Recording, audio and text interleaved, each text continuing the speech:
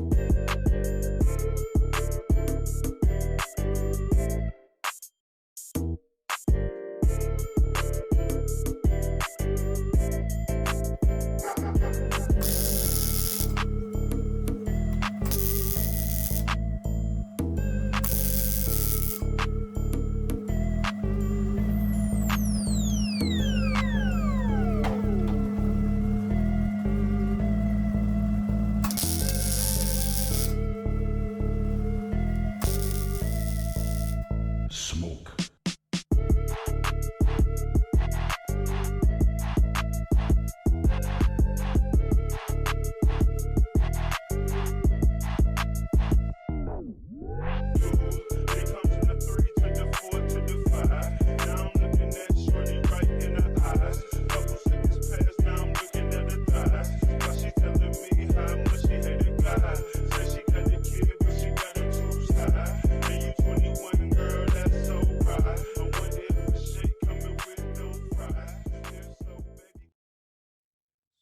right side frame rail is done.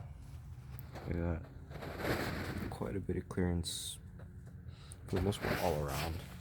Same with down here.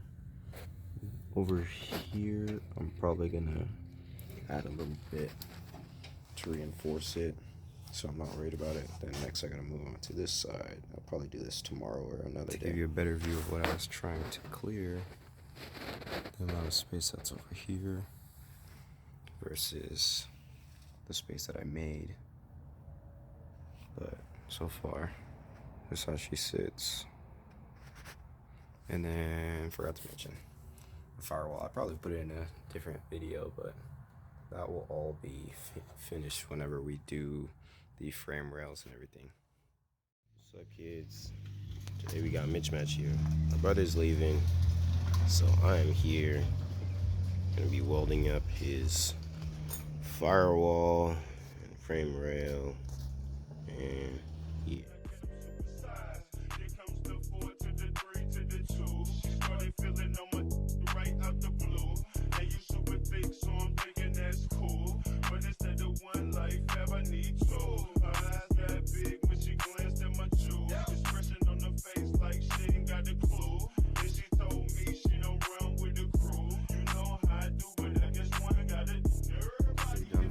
Part, and then all I gotta do is just finish up that corner over there.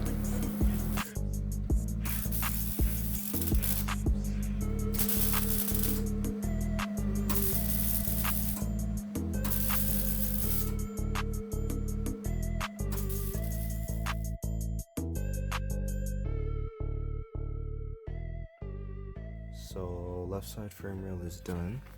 So all the framework and firewall stuff is done for. Now I started piecing apart the transmission and did that so I could get to the center diff. So what I'll be doing is I'll be gutting this and then re-welding it back together. The purpose of doing that is so that instead of these two spinning independently, they will instead spin together. So correction on the last clip. So with the welded center diff, it's actually not even touching this shaft, because this shaft is actually what controls these two front axles, as you can see. So it's basically bypassing this, going straight from the input shaft this would connect to the center diff. The center diff would then connect to the output shaft going to my drive shaft. So basically 100% of the power coming off of the motor would be going to the rear wheels.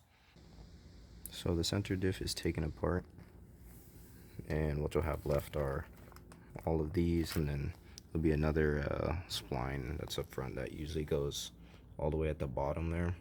So you won't really need that. All you'll need are these three. So when you put it together, or when you're looking to weld it, this will sit on top like that, and you'll just weld around the edge over here all the way around, and then after which you will put like that, pretend like it's in there, and then do another bead around there, and at that point then now the diff is fully locked. Give you an idea on what I was talking about with the first couple tacks. So now I'm gonna go in and fill in that whole area with the full bead. So this is done for the most part. Oh god, I almost dropped it. So now you're just gonna plop it in there and do the bead around again. Forgot to mention too, but you don't necessarily have to do this, but when you put this piece back in and you're ready to weld, at least what most people do is they'll just put a bead around. What I've seen other people do is they'll put this retainer back in that holds this piece in place, just so that when they're in the middle of welding, it keeps this level so it doesn't possibly warp or bend while you're in the middle of welding. So I'm gonna clean this up and put this back in before I start tacking it up and start welding.